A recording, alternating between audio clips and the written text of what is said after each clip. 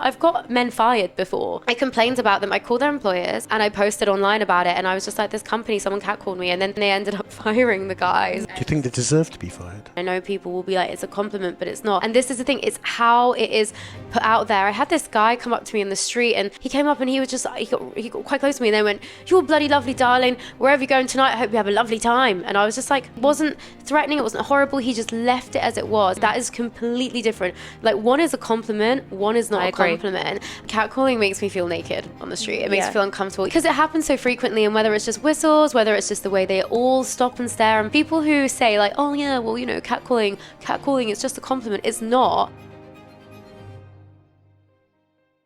Sophie, hi. I'm so happy to have you here today. Sophie, I'm going to give you a little bit of background. So Sophie is somebody that I followed online for a really long time. I had a massive girl crush on her, actually. And then I started working with the incredible Becky Knowles, who works in PR. She started PRing our parlour, you know, at the beginning, and we had loads of amazing press. And she said to me, "I'd love to send you Sophie Milner." I was like, I have low-key been like girl crushing her, liking all her stuff. One of the things that drew me to Sophie was that she's incredibly brave online, and when I mean that, she doesn't hold back, and she's very opinionated in that sort of in that way that makes you proud to be a woman. She often expresses herself in a way that I find very difficult, and I find her to be very fair online whilst also not taking any crap from anyone, which is what I struggle with all the time because I always feel like I'm people pleasing. Sophie's not only one of the biggest content creators in the UK, she's also an academic. So she's somebody that, you know, went to university, is very successful in her own right when it came to academia, was a journalist, then turned content creator. And she definitely give her a follow because she always provides the most insightful posts and talks about all sorts of issues from feminism to gender identity to relationships to fashion. So welcome, Sophie. Hi. Oh my God, that was so nice. Thank you for having me. No, I'm so pleased that you could be here today. So for those people that don't know you or don't follow you, I want you to basically just give a little bit of background on how you started content creating, a little bit of your journey from school, university to now. Sure. So I started off doing journalism at university in Cardiff, and then I had that dream that every girl has of being a fashion writer in the city. So I went on to do fashion journalism at Central St Martin's as my master's degree, which was amazing, totally different experience. And then after that, I'll be very honest, I really struggled to get a job in journalism. Wow. Because I went straight into doing a master's degree and I didn't really do any interning. It was that horrible issue of, oh, you're overqualified but underexperienced. Go away and intern for free someplace for a little while and we'll maybe consider giving you a job. I was obviously living in London. I'd spent 18 months doing a master's degree. I was like, I can't afford to work for free anymore. So I ended up going into copywriting at a luxury department store for their online side. Which was good. It was quite a creatively draining job.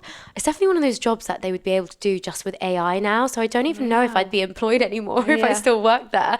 But it's enter ChatGPT. Yeah, legit. I feel like there'd be someone just plugging things into that. But it was just like writing creative copy for fashion pieces, which was kind of fun for a while. But it was the same thing every day. And at the time, I started my original blog. So this was like back in like the blogger days when it wasn't, you weren't an influencer or content creator, you were a blogger. So I'd started that whilst I was doing my first degree because I was like, oh, I want to show that I have some like fashion interest and experience. And I kept it up through my master's and my first job, and it ended up doing better than I kind of was in my actual job. And even though I was applying and freelancing for like other journalism roles, I just started earning more money on them, sort of like my side hustle than I was in my everyday job. And at that point I was like, I kind of need to leave my job. And that was nearly 7-8 years ago now. But back then, how would bloggers monetize, right? Because for me, I used to sometimes see blogs. Did you ever read blogs? Obviously not in fashion. Yeah. And I thought, you can't monetize this. I mean, I just thought this was something people did, for fun. Well, it was the same as you'd see a sponsored Instagram post. It was a sponsored blog post. So you would write about the products. It was almost as like SEO. So you would write about like the products and the brands and whatever you were being paid to promote. And usually you'd kind of almost do it as a package deal where they'd be like, oh, we want one Instagram post and a blog post, and what would be your fee for this? And you kind of sell it as a package, and your Instagram post would essentially promote your blog post. And yeah, it would just help them with SEO. So this was like the old school days. But then as things were like taking off, it was all just about like Instagram promotion and this was just as Instagram stories became a thing. Yeah. So yeah, it was all around the time of like when Instagram was really booming. YouTube as well. I do YouTube.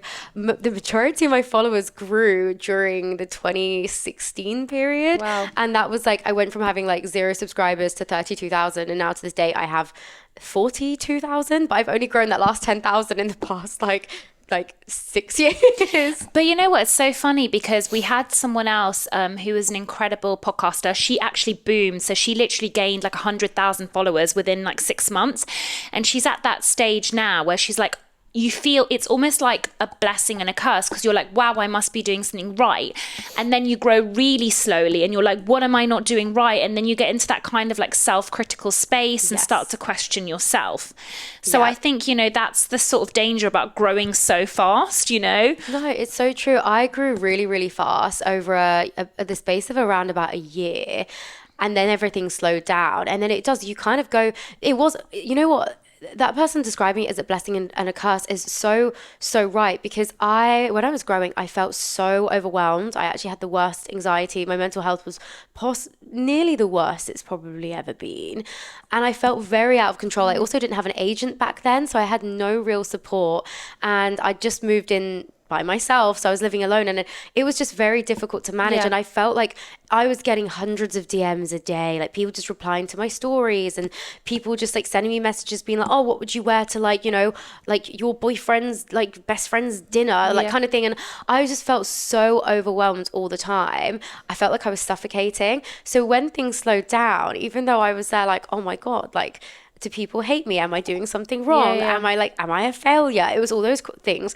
At the same time, I was like, this piece is kind of nice. Like, it's a little bit like, at least I feel like I can slow down a little bit, and I don't feel like I'm being overwhelmed as much. So it was like a blessing and a curse for sure. No, I love that. So we move on because I think, a lot of people also think that they cannot leave a vocational career and then move on into kind of like the online world. And we're lucky enough to have had lots of people like in the public eye and in the online world. But it's not for the faint-hearted. Mm-hmm. You speak about your mental health a lot, right? I want to know though, who was your first kind of role model online that pushed you? Because I think confidence is a massive thing, right? Like even me when I was starting, like now I've got a platform, dental platform, etc. There was definitely someone that I looked up to that was like, I want to be like you. And it was from a confidence point of view more than anything. And I knew that that's what I wanted to emulate. So who was that person for you? So I always really loved this woman called Audrey Layton Rogers, and she's still around. Yeah, she is. So I'll look her up. She goes under the name of we used to go under the name of Be Frassy, and that was how she started as a blog. And she was just this really amazing, sassy, stylish woman, and she's a writer as well. So the way that she communicates online, even when she's talking or if she's just writing Instagram stories, is just so smart. And she's become a friend of mine over the years, which is amazing. And I met up with her like last September in Barcelona, where she was living at the time for the first time, having been online friends with her for years. But she's just always, I don't know, like she really inspired me just to kind of like really speak my mind and be a powerful woman, because she is a powerful woman. She's someone who goes to the gym and weight lifts, and her like aspiration is to be like really muscly. And men will send her like messages on dating apps and be like, oh, are you trans and things, because she's so muscly. And she's like, no, I just have bigger muscles than you. So it's like she's just a really amazing, inspiring woman. Like she's very like, I can be like strong, muscular, feminine, all of these things in one. She's an incredible businesswoman, owns a brand now, and she's based in Paris. Yeah. She's amazing. She's really, please look her up. She's great. But my question is to you as well. Were you always vocal online since day one? I actually think yes. To be honest, yeah. Even when I first started my blog, I would always speak about slightly more controversial topics, or like more opinionated, not controversial, but like I would share my opinions more. And I guess it kind of comes from being a writer and studying writing. And even, this is actually really funny, I even think back to when I was 14, and you know when like MSN was a thing, and you had like these little like MSN blog things, and I used to write a blog, and I remember writing a fashion report of what everyone wore to prom when I was 14, and I said that I was really disappointed that one of the boys showed up wearing shorts with a tuxedo, and I just thought, I said that he looked messy, and then he sent me like a really mean message afterwards. So that was like my first trolling experience at 14. Wow. He said he hopes that I died. I was like, oh my God, I received my first death threat at 14. So I think I've always been quite like opinionated. I think back then wasn't necessarily sure the weight that my opinions held, because felt like I was shouting into a empty room, whereas now I'm very aware that the room is filled with a lot of people. Yeah, it's so funny that, because I think that, you know, especially as women, we can show traits of almost, I want to call it leadership, right? I want to call it leadership. Like, you can be a young girl. Like, I was a loud young girl and I love the camera, and I used to get labeled as bossy, right? Because I used to be, you know, that girl that wanted all the attention. And I think we're recognizing that was probably leadership skills that I was showing from a young age. And I think like now, if I have a daughter, I would like actually want to encourage her, and I'd want to like harness those as well. But I think in a way, like, you sort of know the woman that you are, or like as from a young age, and it's important about being able to kind of express yourself in a way. Yeah, completely. It's really weird because I feel like I had this like loud, like bossy girl within me that wanted to come out, but I was always quite on the surface, very shy. It took me, I don't know what it took me to bring that out, but I'm the same. I think it's a shame. I was even thinking of this whole like how women are labeled bossy and men are labeled like assertive. 2 hours ago I was thinking, I don't know where that my train of thought just went there, and I was like, why is it that this always happens? It's really annoying, because even now I catch myself still sometimes referring to women and thinking, oh yeah, she's nice, but she's a little bit bossy, and then I'm like, ooh, I just did that thing, and like it's kind of having that self accountability. But I think sorry to interrupt, but I think the interesting question is, both of you as kind of influencers, I mean, in your way and in your way, that there must be a tension between what you want to say and what works to say. We both looked at each other, like a very knowing look, like, and you know, to take it to its extreme, I mean, you could just walk around in bikinis, and your following would grow, no doubt. Yeah? But that's not what you want to represent, right? So obviously, you're not going to do that. But what I'm saying is, how much of what you do is dictated by the algorithm, and that worked, I'm going to do that again, and how much of it is what's on your mind? And I guess there is this perfect moment when the two things coincide. Yeah. I think you know, I like, it'll be interesting to hear like Sophie's viewpoint, because I think also an art to being a successful content creator is mastering the algorithm, because at the end of the day, if you're job as a full-time job as a content creator, you need to monetize that as well. Let's be honest, it's your full-time job, right? It's not just something that you do sort of on the side, which is more like me, because I'm just trying to gain patience. I don't necessarily need to get paid for like ads and things like that. But when I hit the algorithm, I'm like, oh, I know that this is working, so I therefore need to do that. That doesn't sometimes align with what I want to do, because sometimes I put out something, I'm like, I love that. Even it might be like a soundbite of something that we've done, and I'm like, I love that. Me and Payman really spoke with passion. And it flops on the algorithm, and I'm like, but why don't people care about human rights, you know? And then I might post something like you say, a sexy transition, and it does better, and I'm like, why is that done better? Or the opposite can happen. I want my sexy transition to do well, I'm like, people aren't validating the way that I look. So there is this internal dichotomy that goes on between what I want to post and what I want to do well versus what I know does well. And I think it's interesting, because sometimes I post stuff on stories first before I do on posts. I'm like, oh, that's done well on stories, then I'll post it. Does that make sense? That's really smart. See, I have this quite a bit, and I see things that obviously do very well on Instagram, and I have seen creators that I follow grow like 100,000 followers in quite a short space of time. And there is this very, very, very popular form of content right now. And it is, and you know what, I'm going to say it. And this is no shade at all, because I think it works for some people, but it doesn't quite sit well with me. And it's, and I understand why it does well. So it's this whole form of content of recreating Pinterest outfits on a size 10 to 12 body, or a size 12 to 14 body. And they are quite average sizes for a lot of women to be in their late 20s, early 30s. but we don't necessarily see it replicated, and we don't see it on Pinterest. But these kind of pieces of content tend to go viral a lot because a lot of people want to see it.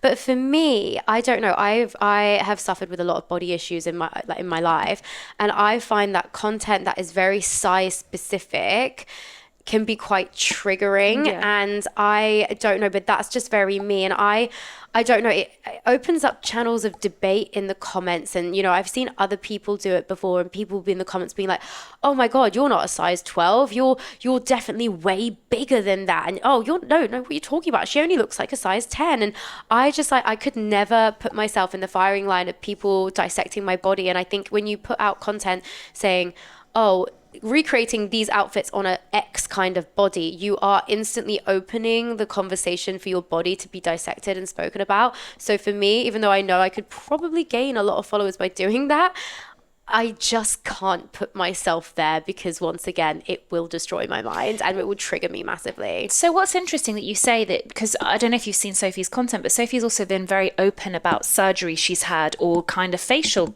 cosmetic procedures. So when you're so open and doing that, do you not feel like you're putting yourself in the firing line then? Like, what's the difference? I feel as though it's my face, and I feel it's a real difficult thing that I've really toyed with. I remember when I had my nose job, and I didn't want to tell anyone. I wasn't going to tell anybody. And I remember speaking to a few of my close friends, and they were like, Sophie, how the hell are you going to hide it? It's on your face. And I was like, I know, but like I'm having a very natural nose job, and I felt like I couldn't hide that. I had to tell the truth. And a lot of people said, oh, you know, it's better to be honest and open about getting work done than to hide it, because, you know, like these beauty standards, and, you know, you're contributing to a problem by not speaking about it. And I was like, but am I not contributing to a problem by speaking about it? Am I not encouraging people to go and get surgery? And then I was stuck with this problem, and I've spoke about this so much, and it's something that I still feel so conflicted by, and I flip between the two all the time. And it's, do I tell people about my cosmetic surgery, which I have done, or do I, and like, you know, risk encouraging people to go get surgery, or do I just not say anything? And like, you know, then people don't know, but then people might look at me and be like, oh, she looks so great, and oh, I wish I looked like that, and then it feels like a lie. So I don't ever know what to do, and I've gone the other way now, where sometimes I'm like, I actually don't know if I want to talk about it anymore, because I don't know if it is helpful as much as people are like, oh no, it's really helpful to be honest. We love transparency and influencer. I'm like, I don't know if it does help people. So I really don't know what the answer is, and I feel conflicted all the time. It actually like makes me feel really guilty. The thing is, this needle that you're dancing on is the whole problem, where with Instagram, let's say, you can't look at someone's Instagram profile and no one thinks, you look at someone's Instagram profile, that's their life, because it is a sort of a highlight reel. At the same time, what seems to work is authenticity. And so he talks about this all the time. Oh, do you? So you know, the problem is those two, that tension between those two. But I noticed, I was looking at your content, I noticed you were doing things like catcalling as a He thing. was super interested in this. He's like, Rhona, how often do you get catcalled? I was like, sometimes. He's like, but she gets catcalled all the time. I was like, okay, fine. You know? Were you feeling bad about I was like, okay then, that's cool. Thanks for coming, you know. So for instance, I didn't even know it was a thing. I had no idea it was a thing. I do remember when I was 17 years old, one of my friends doing it all the time, but I didn't realise it was still a thing. I didn't realise it was something that bothered you. And there is I mean, I don't think it's equivalent, but there is a opposite of catcalling that I've seen as well. Well, with men? Well, I've got friends who've got supercars, and women are trying to get their attention as they're driving. Do you know what? I've seen that many. I've been in the car when that happens. So that does happen too. Because I think it's really important that Sophie has this conversation, because when the Sophie Everard thing happened, Sarah Everard, when the Sarah Everard thing happened, Sophie was very vocal about it and felt very passionate, because obviously as women we felt so much violation. You know, she represented so many of us in so many different ways, you know, and you were really open about that. What I have found interesting though, and I'd be interested to get your view on this, I recently went out with a few girlfriends, and what I realised is women behave really thirsty to men, even if men have a girlfriend. I was so shocked.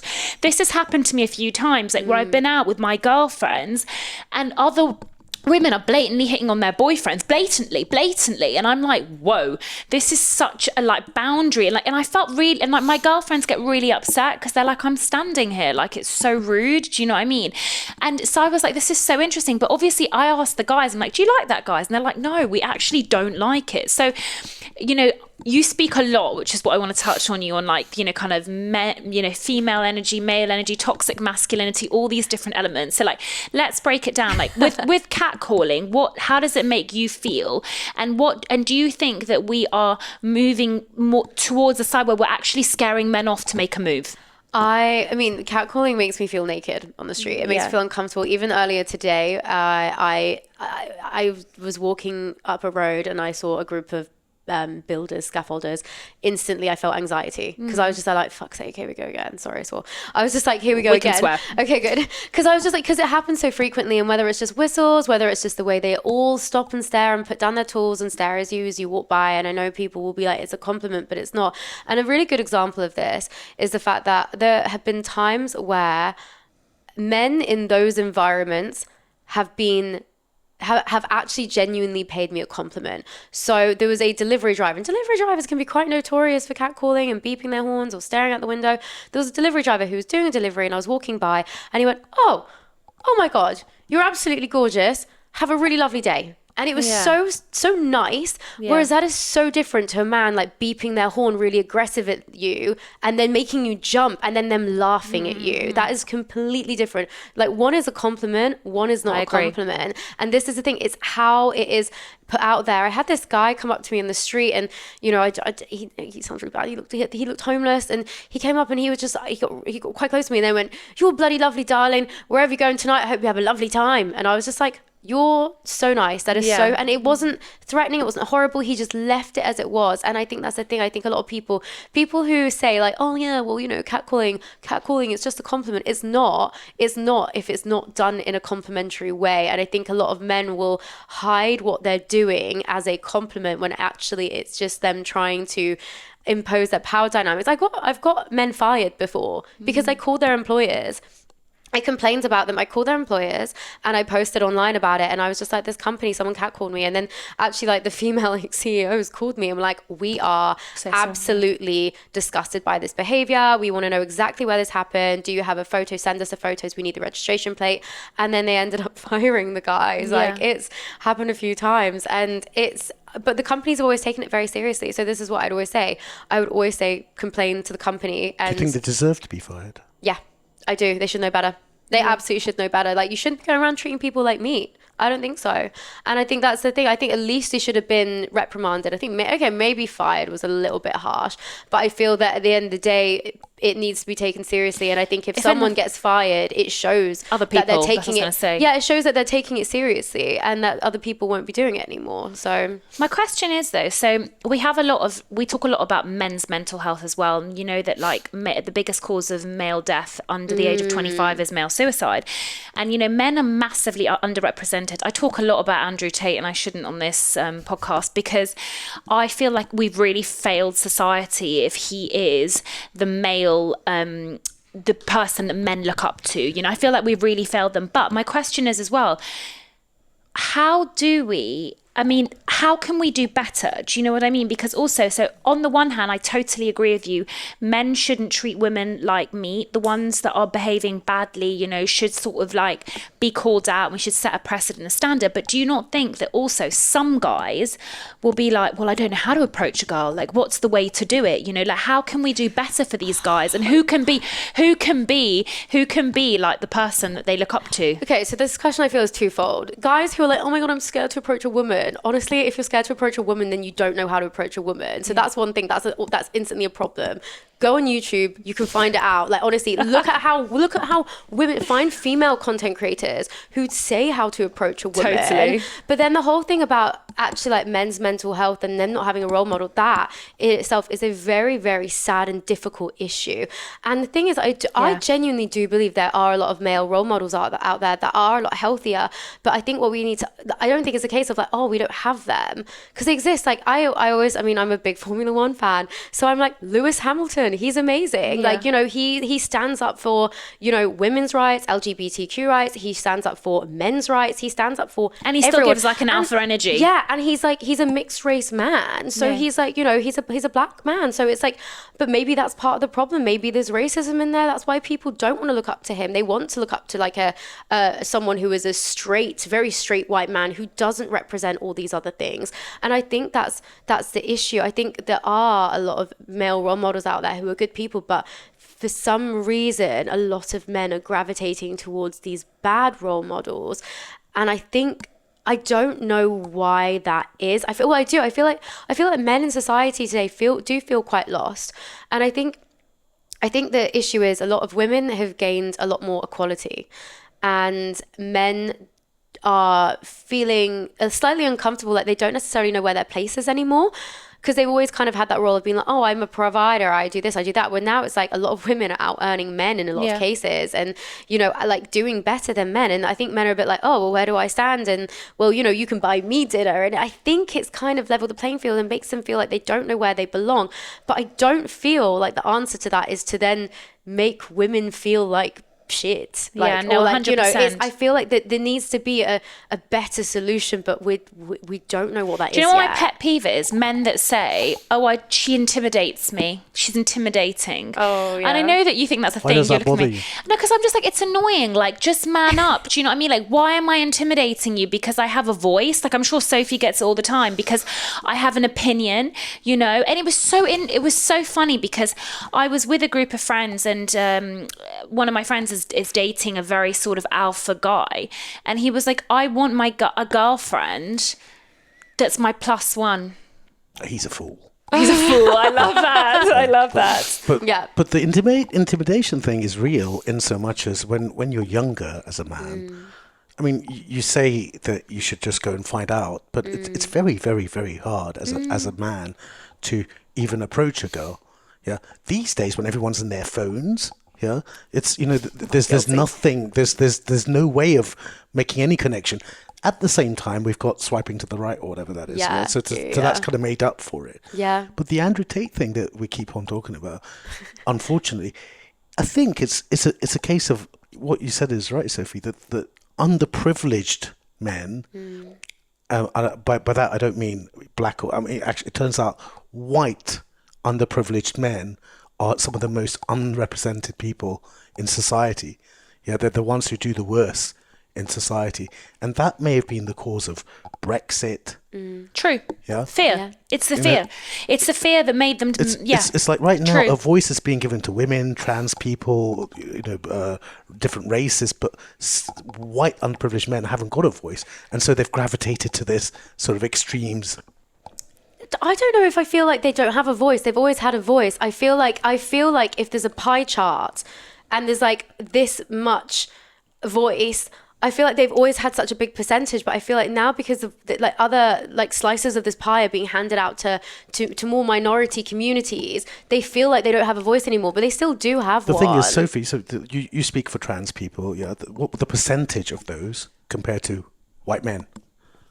Yeah. But it's more the fact that like they're a minority and they haven't had a voice for a really long time. The percentage of those in society is what? I don't know what it is. What is it? I don't know what it is either. I don't know. I don't know that. I'm not a trans expert. I just advocate. I'm just an ally. Less than 1%. Yeah. So that if the less than 1% are given a voice, and then you've got men who might be, I don't know, underprivileged men might be 20%, haven't got a voice. That's where it's come from. Yeah, perhaps, and that's why they gravitate towards people like Jordan Peterson as well. You know, like, which I know is a massively like controversial figure. And interestingly, somewhat, I like Jordan. he said some really rogue things. What did he say? this is not for this podcast, the road things, trust me. Basically, but Piers Morgan was actually interviewing Jordan Peterson. And I know, like, the one thing about Piers Morgan that I appreciate is that he just gives a platform to different voices.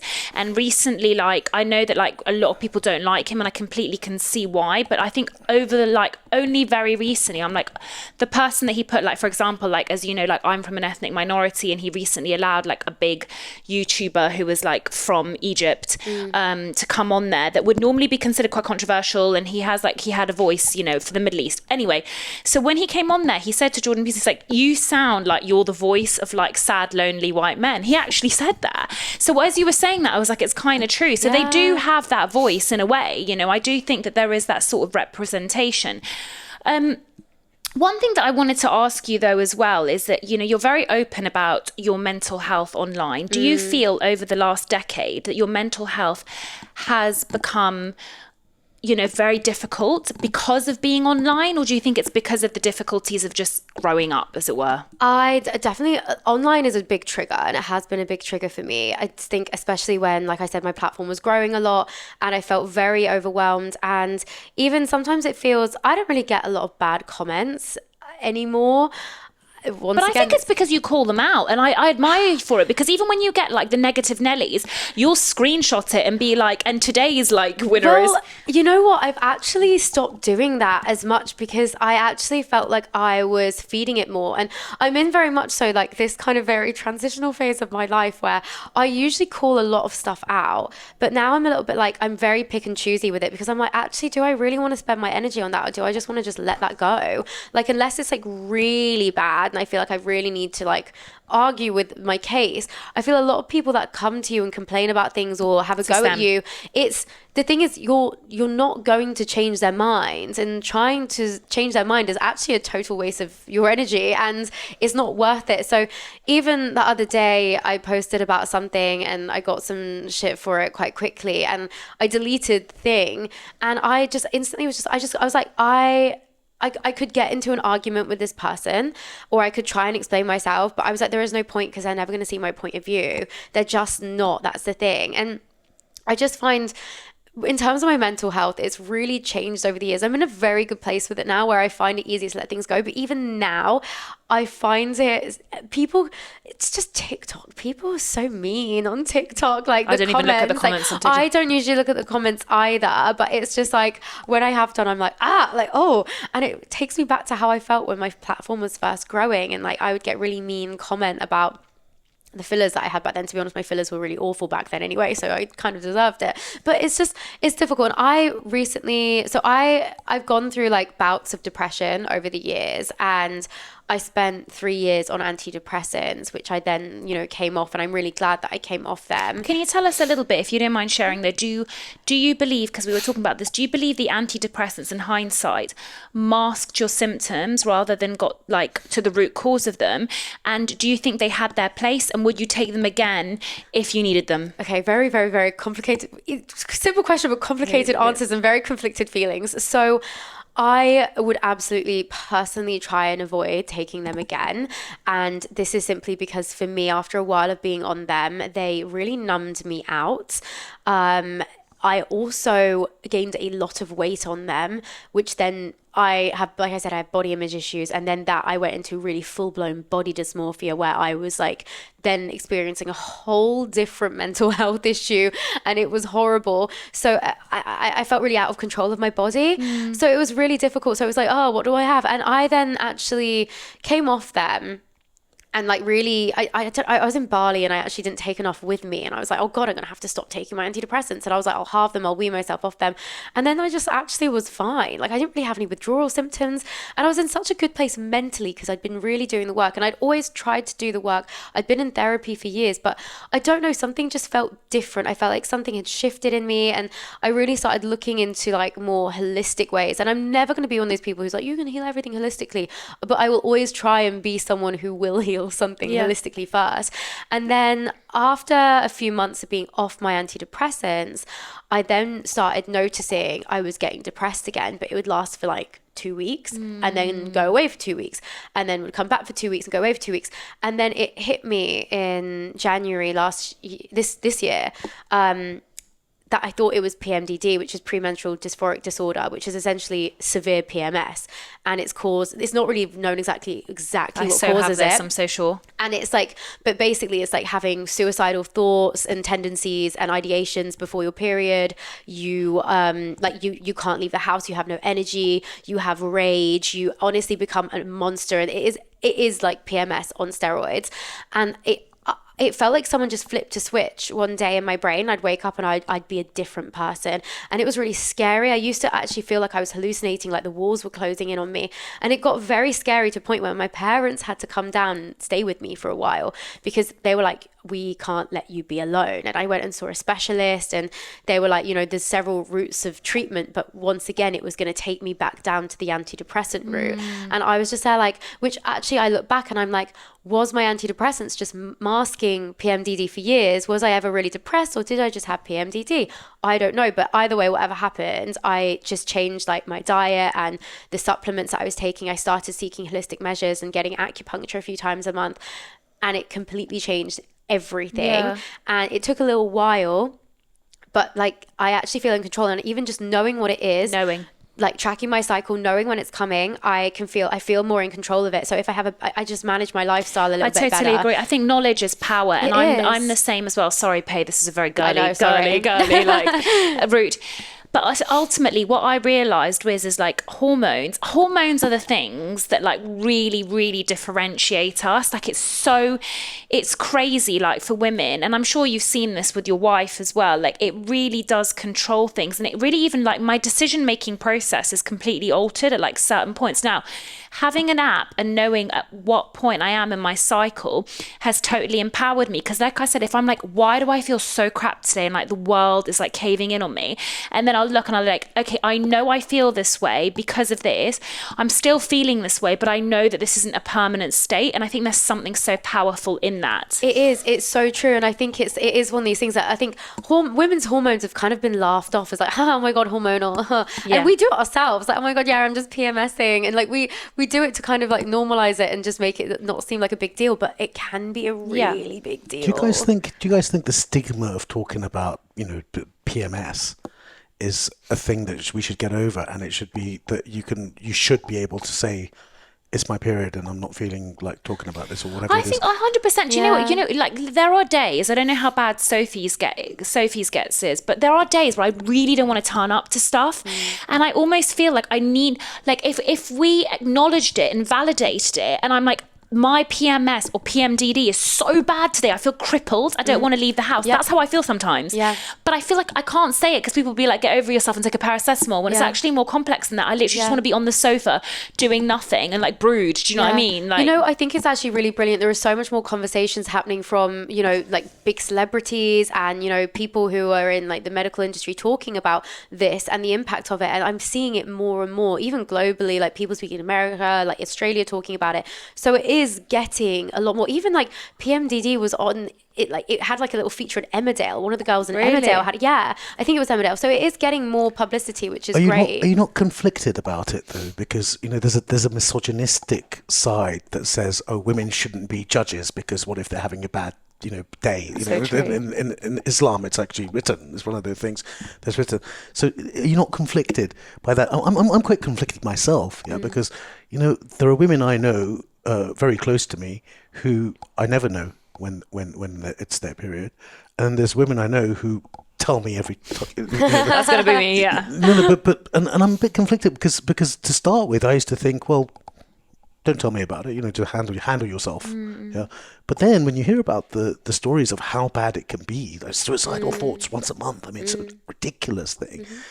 I didn't know that. And if that's a real thing, that should be taught to children. Yeah. That should be taught to boys and girls, and then this is a real thing. Yeah. It's definitely. It's such a weird... It is. It was my dad. It was actually my dad who was the one who Googled it and was like looking into it. My dad was like, "Oh my God, this is exactly what Sophie has." And it was my dad who was like the biggest advocate for like me seeing a specialist and seeing the right person about this, and like, which really surprised me because my dad's like 70 years old. He's like the most like typical straight white like working class guy from the Midlands ever. Love that. But it was really sweet. And but yeah, it is. But I feel conflicted sometimes because I've always, my mum on the other hand was always there like, oh yeah, well it's just hormones, you should be able to control your hormones and your emotions, Sophie. And I just couldn't growing up. I found it really hard.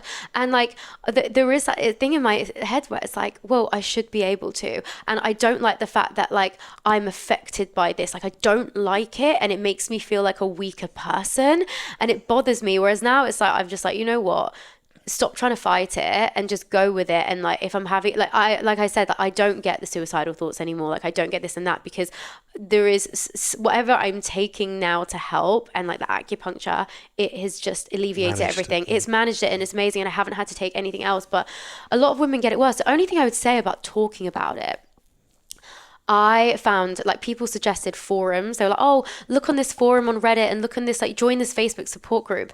Oh my God, it was hell. Really? It was, because everyone was talking about like the worst parts of it, and it made me feel worse. Depressed. And it made me feel scared. It made me feel really, really scared. And negative. Yeah. And then if someone shared a success story being like, oh, I've been taking these supplements and I've been doing this and this has helped, people would kind of then like shit on it and be like, oh, well, good for you. I'm having to take, because HRT is one of the treatments for it. Yeah. So some people, and like if it gets that bad, some people have to have a hysterectomy. So it's really severe. But like it. But how far should we take it, Rhona? If your nurse calls in and says, I can't come in today because it's my... Listen, I'm very... Listen, yourself, by the way. I think, look, listen, it's very different, right? As in like, you know, now being an employer, I have a lot of empathy, because in a way it's part of mental health, and I have so much empathy for mental health, because I still struggle with being open in terms of like when I don't want to turn up to things. I really struggle with actually telling people, you know, I'm talking about even about social things. There are days where I'm like, I have such bad anxiety, I don't actually want to go, but I force myself to go. And that's again because I've been conditioned, like you said, like pull yourself out of it sort of attitude, when actually it's probably really healthy for me to just sit with the emotions at home. Like I'm not saying like sit there and be in a depressive state, but you know, sometimes just sitting with the emotions can be okay for you. And don't get me wrong, sometimes going out, I'm like, actually that was really nice to see my friends and like, you know what I mean, get into that. But mental health in the workplace with my job, some people I think have been abusing it. I think because they've been like, they know that the conversation's more open, they've been like, I'm going to use this as an excuse not to come in, when I know they don't really suffer with that. But obviously because... How'd you know? No, because I hear you. No, I hear you. No, because it will be a character that I've worked with, and I know that they've been binge drinking and gone to like a hen do, and suddenly they call up for mental health when you're like, you're just hungover. Do you know what I mean? The thing is, in these situations, either the employee is going to get one over on the employer, or the other way around. Like if you're too hard on it, there'll be times where you actually make people come in or make. But I don't. But I never do. But I never do. So what I'm saying is, I would rather my employee gets one over on me. I would rather a few employees cheat. Yeah. Than my actual suffering employee isn't heard. Oh yeah, 100%. But that's already it, because I never question it, is my point. You know, like sometimes you have a hunch because you really know sort of the type of person, but I never question it because I have such a strong like view, and I get frustrated because I feel people still around me aren't empathetic to my own situation, you know, so I would never do that, you know. And I think that that's like really important. As I said, like people having open conversations like Sophie does all the time about this stuff is always like a great comfort, because I'm like, conversations being open, and I know how many people you reach, you know, through those conversations. Can I ask you, Sophie, sorry, there was something you said on the podcast that I listened to about traveling alone. Yeah. And also about, this is the one I'm really interested in, eating alone in restaurants. Yeah. And is that a worry? Like, would you not eat alone in a restaurant? I would, but I don't think I'd go out for dinner in London, just because I don't know. I just feel like it's more just because like I like being at home, and I'm like, I don't know if I could be bothered to go out for dinner. If I was out and I was hungry, I would do it, but I wouldn't take myself out, because I'm like, I love to cook, and I'm like, why would I take myself out and spend £40 on a nice dinner and a drink? But let's say you were in another town or something, and you were on your own. Would you order delivery to your hotel, or would you go? Like if you're in Paris, for example. Well, let's leave that to one. If you did go out by yourself in Manchester, how is it that you feel that? Do you feel people are looking at you thinking, is she on her own? Or, Yeah, sometimes, yeah. I feel like it feels a bit more weird in the UK. I'd feel weirder about it in Manchester than I would in London, probably. So funny. Because honestly, no, I grew up in Leicester, and there was this very weird judgment around like doing anything by yourself. I remember, Love it, Leicester. I remember I went shopping. I remember I was like, I had the afternoon of college and I went shopping, and my boyfriend at the time was like, oh, who are you going shopping with? And I was like, oh, I'm just going by myself. And he was like, that's so embarrassing. Why would you go shopping by yourself? That's so weird and embarrassing. So maybe obviously things like this have ingrained it in my head that it's embarrassing to do things alone. And I feel a lot of people have maybe had similar things, but it's something that I'm now like, I'm questioning a lot, because it's just like, I'm the kind of person that if I feel a certain way, I like to ask myself why I feel that way. Yes. And like challenge myself. You're sitting in this restaurant by yourself, Yeah. eating, reading a book. Are you actually thinking that person thinks I'm what? No. I'm what? So this is the thing. It's that I often people, including myself, we're more worried about the idea of something than the reality of something. Yeah, So so true. that's the thing. Like I feel like in reality, I'd be like, this Who is cares? really nice. Yeah. This is really chill. I don't give a fuck. Yeah. Whereas like the idea of it, I'm like, oh, like that makes me feel like, oh no, what if people look at me? So yeah, it's just kind of, I'm kind of in this like period of unpicking myself from caring so much about what people think, whilst also kind of having a job where it's kind of my job all for about people. the- Yes, exactly. It's conflicting. I feel like my life is like a constant conflict of. What about you, Rhona? Do you sit by I yourself in a think, restaurant? Do you worry about do you know what what? people I think? had, it's so funny, right? Because I have always said to myself, it's so important to be comfortable on your own. And my journey was a little bit different, because I was one of those tick box like life plan people. So basically, like I went to school and I knew I wanted to nail my A levels and GCSEs because I needed to get into dentistry. So I wasn't interested in having a boyfriend. So like we hung out with like boys' schools, but I really wasn't distracted by boys. Does that make sense? Because I was like, I just want to like nail my exams. Then I was like, I'm going to find my boyfriend at uni, and then I'm going to be married by the time I'm 30. Like, you know, like all those like BS, you know, 36 now, not married. But anyway, I basically then decided that when I went to university, I was like already like so happy like being on my own. And then I had a few heartbreaks in university, and I kind of like set out this mission of like being really comfortable on your own. And one of the challenges was like doing stuff on your own. I remember at university, I went to the theatre on my own because I thought that was a really like brave thing to do, you know, kind of like towards the end of university. But the whole time I kept thinking it's so important to be on your own. It wasn't like I enjoyed the theatre on my own. I just kept thinking you have to do this. Do you know what I mean? Whereas now I actually don't have a problem. But like as Sophie said, say I'm like out and about and then I'm hungry, I'll go and get dinner on my own. I don't really mind. But more likely I will probably sit on my phone or call a friend whilst I'm on dinner, which is not really being on your own. Would I go and sit in Nobu on my own? Probably not. Do you know what I mean? Because I think that also those sorts of things are like shared experiences, but it's not so much I'm like thinking of people looking at me. But you're right, like different places in London, if you're sat on your own in Nobu, people are going to be like, oh my God, she gets stood up. That's probably what people think, you know what I mean, in a swanky restaurant. Whereas if you're having like Pret at 6 p.m. on your own, I think people would think about it and I'd be completely fine with it. Do you see what I mean? But I think it goes further than that. I mean, I think it's like by extension, the question of should you be married by a certain age? Should you have kids? Well, I'd all love of those to things. hear, because Sophie's also been like a beacon of like truth for me in this sense. Yeah, I mean, you know? all of those things, I just didn't realise there was such a thing anymore. I don't think they are a thing. What do you think? I mean, look, do you think that women nowadays feel the pressure and stigma to do things by a certain age, or do you think it's become less? It's definitely become less. Yeah. I don't think it is as much of a thing, but I think it comes probably more so, I think it's a family thing, because I'm really lucky. My parents are very chill. They're like, don't get married. Sorry. Don't have children. Don't do any of that. Like, you know, they just want me to focus on myself, which is great. But it's really weird then when I speak to friends that are the same age of me, and they're like, oh, don't your parents like really pressurize you to get married? Aren't your parents like, oh, when you get married, come on, clock's ticking? And I'm like, nope, they are the opposite. So I feel a lot of my friends, the pressure comes from their family, who may be a bit more traditional. So I definitely think the pressure is a lot less than it was before, because people are kind of making their own path. So yeah. And why do you think that is? Like, for example, from your point of view, do you want to get married? Do you care for it? No. And why did you kind of come to that decision? It was really weird. I found my diary from last year, at the start of like last year, and it was like, oh, what my goals are in the next like 10 years. And one of them was like to get engaged and married to a man that I really love. This was just over 18 months ago. And now I'm so anti the idea of getting married because, you know what? No, I'm not. If I felt like it was important to my partner, I'd be like, it's not like I'm anti it. I just don't care. I don't see how it benefits me really like that much. I don't want to have children. If it benefits me in like, I guess like a financial way, then sure, why not? Like, but if I don't really feel like I need to do it. Did you make an active decision that you don't want children, or you've never felt? I've never wanted them, and I just always assumed that as I got older I would want to have them, and I get further from it all the time, like further and further from it. And I have a dog, and that's difficult enough, and I love him, but I hate the fact that there's something that's so reliant on me.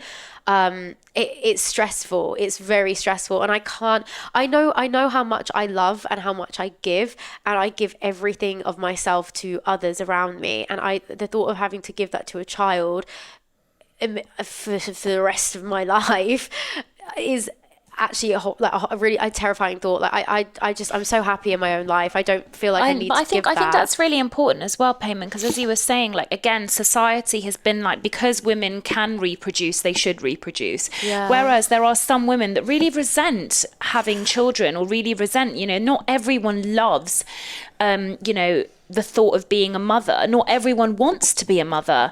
I've having employed a bunch of people, I've had people say that and now have 3 kids.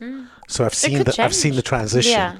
But you're absolutely right in that the decision to be single or the decision to not have children should be put on the same status as the decision to get married and have 2.4 children. Yeah. There's no reason why one should be better than the other.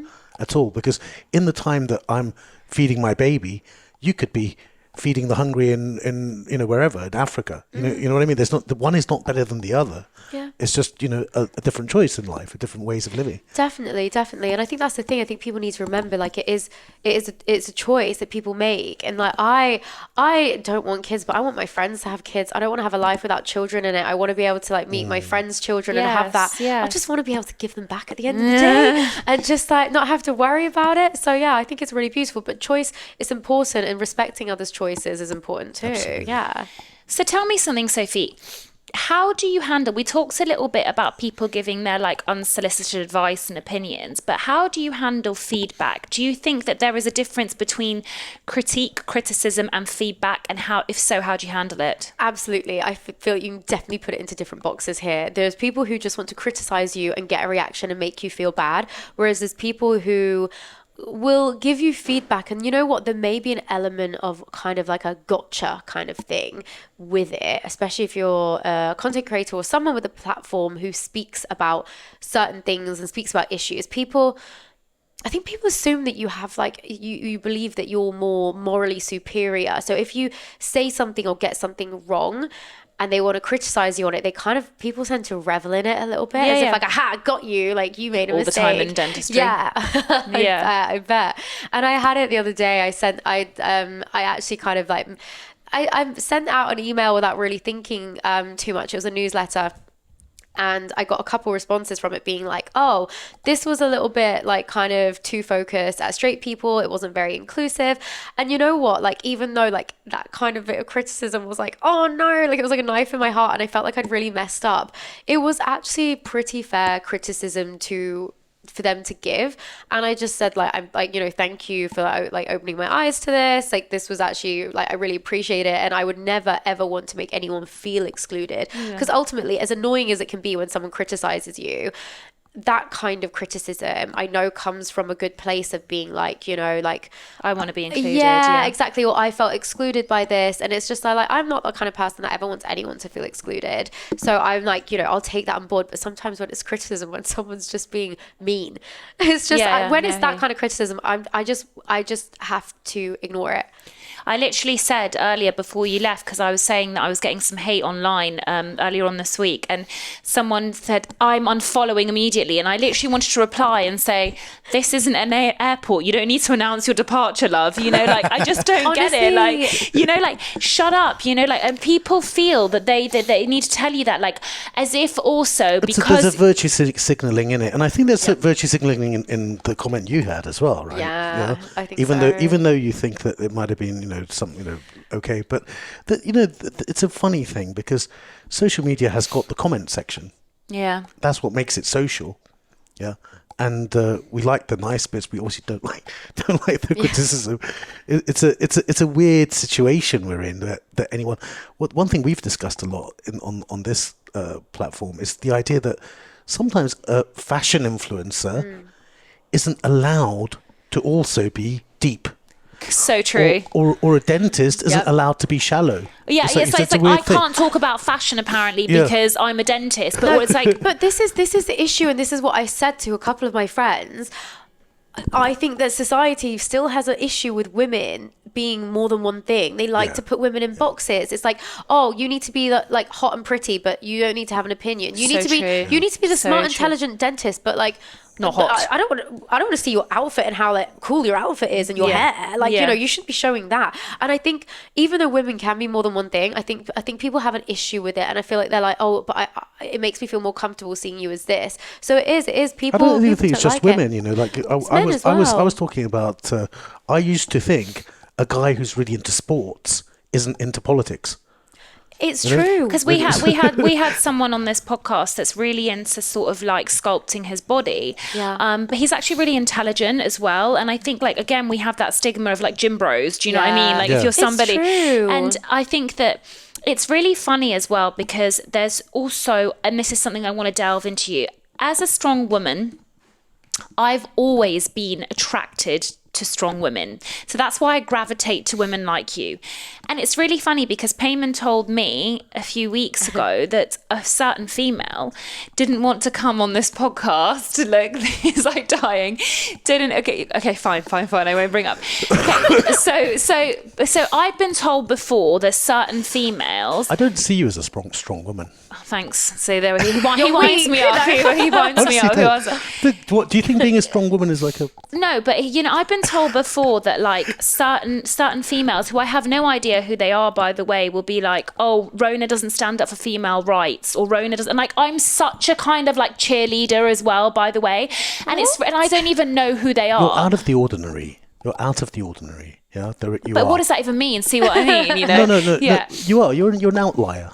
Yeah. But I think for a dentist, because Sophie doesn't know the context, and like you said, like people want to like box doctors and dentists into this thing. They want to box everyone up. Yeah. Because it makes it easier to process. It makes me really... But what I was going to ask you as well is like, obviously, like you're a girl's girl, you've got loads of female friends, so have I. But do you not find that sometimes there's criticism from women that feel that they don't have a voice in a way? I don't even know how to put it. I don't know what I mean, but I think you know what I mean. As in women that feel that they're not like putting themselves out there, and then they feel entitled to critique what we're doing as if we're arrogant. Yeah. Do you see what I mean? Yeah, I think so. I think I guess it kind of comes down to internalized misogyny a lot of the time. It feels like, you know, women hating on other women for being successful and stuff. I mean, listen to this, man. I have a son and a daughter. I drive them around. Yeah. The conversations that I hear in the back of the car with my daughter and her friends, and compare that to the conversation I hear in the back of the car with my son and his friends. You know, women, the girl-on-girl sort of aggression is gigantic, man. And my daughter isn't that kind of girl, I thought, yeah.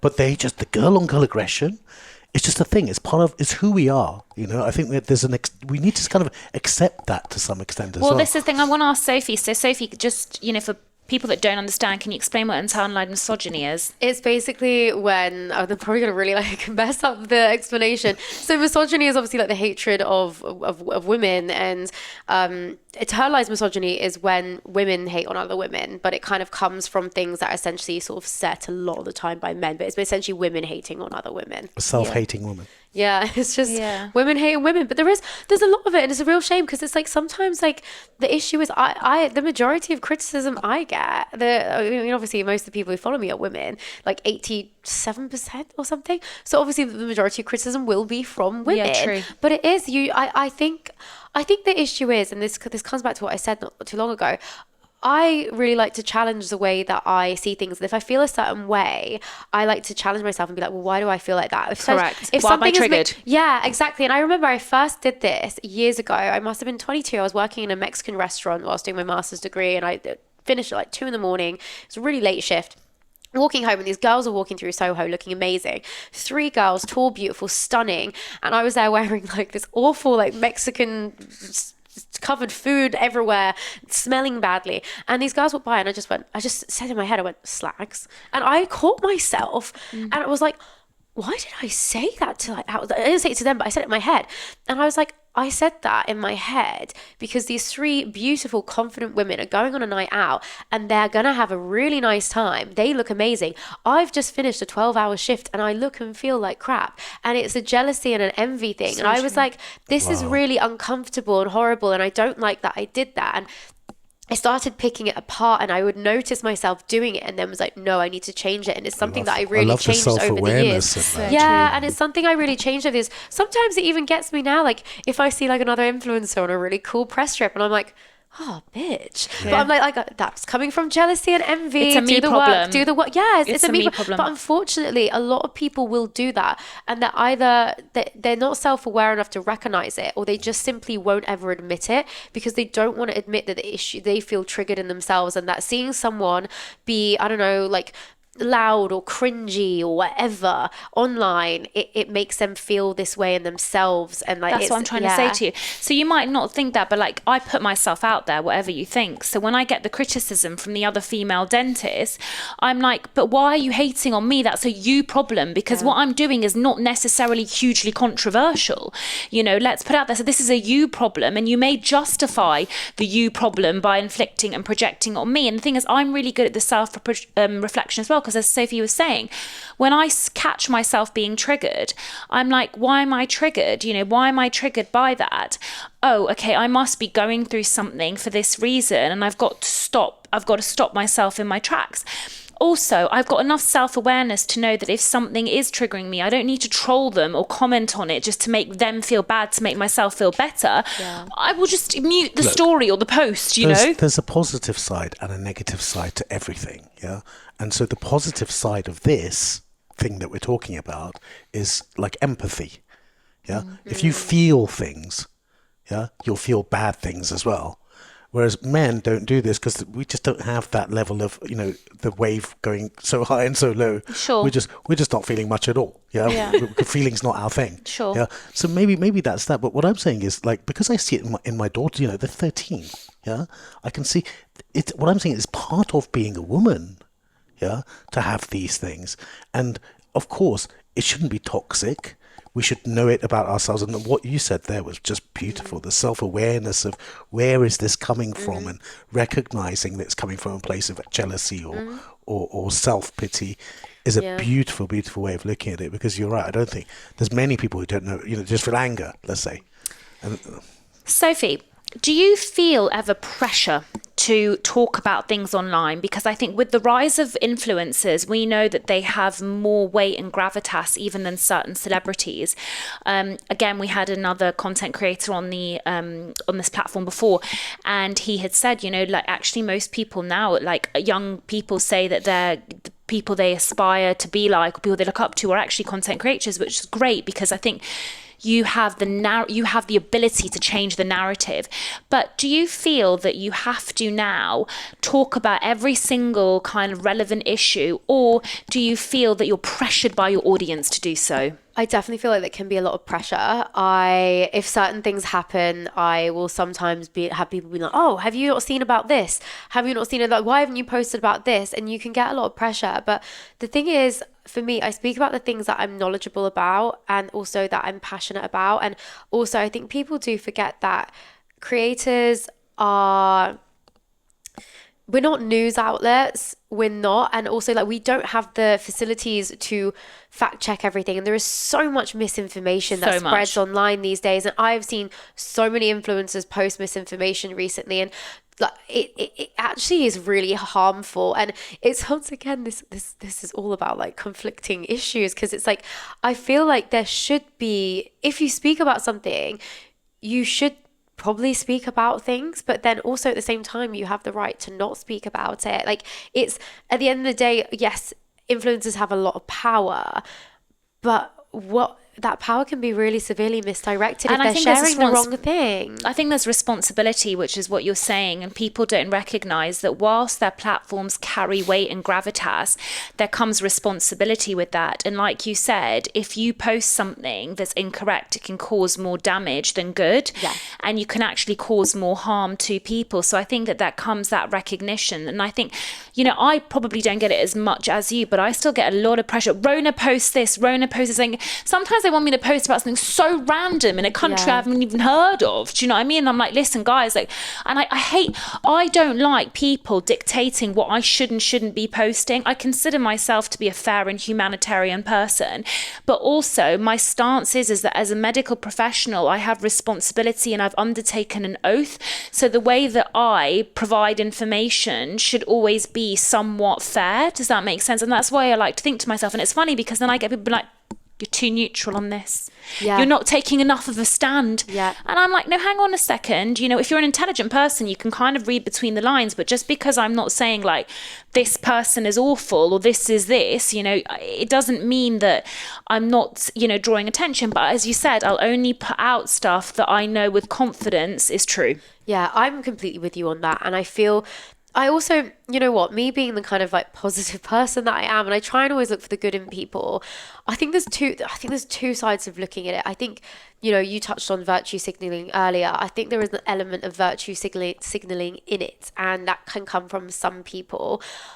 I do also think that sometimes it comes from a frustration, whereas you might have somebody who has 20 followers on Instagram who works a very regular job and feels very, there's something going on and they want to be able to talk about it, and they're looking at me being like, why is she not speaking about this? Or if I had that platform, I would, and they feel quite helpless. So it's almost them, they're kind of directing their feelings of helplessness and frustration out on me and other content creators for not talking about it. And that I feel like quite obviously like forgiving and understanding of. Like I get that. Like, so I always try and be understanding of it, but I do feel like sometimes virtue signaling can come into it. But either way, I always try and post as much as I can about things that I understand and that I'm aware about. But there are limits to it. And also I do feel like at the end of the day, content creators, you can't do your job. Like, it's not necessarily your job to share these things. It's not. And also, like, you've got to kind of put yourself first, because we are individuals. And if you're not operating okay up here for yourself, you're not going to be able to like do anything else. Like, you're going to start falling apart. So you do always have to put yourself first. So it's a real difficult one. I feel really conflicted a lot of times with these things. What about when you're a fashion influencer, let's say. Yeah. What about when the issue is within fashion? Then do you not feel like in that situation you have to say where you stand on it? I mean, there was that thing with, I don't know, Balenciaga or something. Yeah, like with Balenciaga or even like environmental issues. Yeah. So you know what, if anything, it's harder to speak about it when it's fashion, because at the end of the day, my brand partnerships are with brands. So it's like, as a essentially like an advertiser, I have to be very careful with what I say, unless it's something obviously really bad, but you have to sort of maybe stay kind of relatively neutral, because you've got to, otherwise if you're there like speaking really critically about a lot of things, you're not going to be, not good for business. It's not good for but if it's obviously something that I really care about, I would, like the Balenciaga thing, I spoke a bit about that, but my perspective on that was just like, I just felt like it was really bad, but I just felt bad for the people who'd spent a lot of money and like on the designers and people who weren't necessarily rich but had saved up money to buy things, and then now they felt like, you know, their items felt worthless. and they felt like they you know, dirty wearing these things. Like, you know, these girls who'd spent all their money on their Triple S trainers and their like bags, and they were like, I can't wear it now because of all the controversy. And I was just like, stuff like that's not fair. So I kind of, if I'm going to speak on those issues, I'll kind of speak about, I feel like there has to be some kind of like balance. Yeah, balance to it, definitely. But then I feel like that with a lot of things. Sometimes I've kind of thought about things a bit more recently and been like, I have to make sure I kind of stay relatively brand safe in a way, because I don't want to ever put myself in a situation. I want to be able to stand up for the things that I care about, and I will always do that. But also sometimes it's like, and this goes across the board, whether it's issues that I'm talking about or even just making a joke about something, I'm like, I have to actually remember I have a platform, and like people see what I do, and that means brands, it means possible business. So like, you know, you have to really think about what you're putting out there. So you know what, sorry, from a dental medical point of view, like recently I got invited as a +1 with one of my friends who's a content creator. She took me to an event, and then she was like, oh my God, there's this girl here. She's really awful. And I was like, okay, what's she done? She was like, she's the kind of person that got all this free skin laser treatment because she's got acne at this clinic, and then like did her whole journey. And then she went and slated the clinic really badly. And then she was like, and then was like, oh guys, I started a new clinic, follow my journey. And it was really transparent. It was also really bad because obviously people got really angry because they were like, you're ruining like a small person's business basically. Oof. And I was like, it's really hard because, you know, like now with the type of partnerships as we know, like where like people will go and like review treatments for free, right? But then you don't know, like, but then say they do have a bad experience, in a way they want to be honest with their audience, but there's a fine line, right? But then you don't want to ruin that small person's business, and also you want to make sure that you're doing it in a way that's like fair, do you know what I mean? But like you said, she did a disservice to herself because loads of people didn't want to work with her after that because they were like, if you can go and do that, because I think it was the way she did it. Yeah, it's quite funny because you know what, it's the way you do it does really, really matter. And like on that topic, one of the place that I go and get my hair done at, they're amazing. They do incredible hair extensions, and they were one of the women who works at the salon were like, oh yeah, we were a little bit scared to work with you because you're so honest about everything. We were like, if we mess up her hair, she's going to drag us online and then no one will come to us. And I was like, I was like, I don't know if that's a good thing for people to think about me. No, you know what I mean? I think that you're always fair because I've never seen you like really sort of slate any of the services. I know that you've also like, you know, you had an experience also with Threads, for example. And I think, you know, you were honest, but also you didn't drag it out and out and out, no, you know. And I never named the clinic. I never named the clinic publicly either that did it because I was like, I don't actually know legally like where this leaves me. And they still threatened me with legal action. Yeah. They still were like, we're gonna like get our lawyers involved, and like I'll expect to hear from our lawyer. And I was like, I've never named you publicly, so I don't know what you're expecting to do. It's just crazy. So Sophie, we could speak for ages. I know because you're such a diverse, interesting person. I'm so grateful you could come today. What I want to ask you as a closing is, you know, what does the future hold, you know, for you? I know we should always be present and that's so important, but really, you know, what's the sort of the plan for the next year? Where will we be seeing Sophie? Tell us a little bit about your current adventure. That's what I'm trying to lead on to as well. Yeah, so I recently launched a business called New Circle Society, and it's this business for women in their late 20s all the way through their 30s to make friends in London and do cool things and events and stuff like that. And we do everything from, we went out for like a really kind of like a boozy bottomless dinner on Saturday night, which was fun. I don't even drink anymore really, so that was interesting. And you know, even I'm a big Formula 1 fan, so we do Formula 1 watch parties. Love it. We do so many things, like just like Pilates classes, like, you know, candle making. We've got like, you know, a live country music night coming up. There's about 2 events per week at the moment, so it's a lot. And the community is amazing. There's around like maybe 320 members at the moment, and it's only been running for around 6 to 7 weeks, which is incredible. Congratulations. Yeah, it's really good, and everyone who comes to it is amazing. And I got some really good feedback at the dinner at the weekend. The girls the women that were there, they said a few of them were like, oh, I've been to other things like this and kind of essentially I guess your competitors, but the people were a bit weird, or I didn't really get on with the people there. But everyone at my events has got on almost like they've been friends. It's almost been like, it's like they're connecting with old friends from years ago. And one of them pointed out, they're like, but it's because most of them have come to this through following you, so they share your values. Yeah. So that's why instantly they have this connection. We have this connection. Is it women only? It's Yeah, it's women only. It was going to be open. She's going to pivot. We talked about that. No, it was going to be open to men as well. But then, like, when I launched, all the women were like, nah, I like the sisterhood. We like the community of women. Yeah. So it's like, okay, this is like, okay, I guess it makes it easier in terms of marketing, but so yeah, but it's amazing. It is really great. So it's just kind of building the community. I would love to branch out in other places, but it's currently entirely self-funded by me and ran entirely by me. So I can't really be in like multiple cities at once without getting investment and people to help me in other countries. There's been a big call for like bringing it to Dubai and Sydney. I like the places to the top 2 places. People are like, please bring it to Dubai and Sydney. Yeah. But I don't know, who knows what like next year will hold. Blue sky thinking. It's going to happen. I know. I'm just like, whatever. If it happens, it happens. And I'm also bringing out my own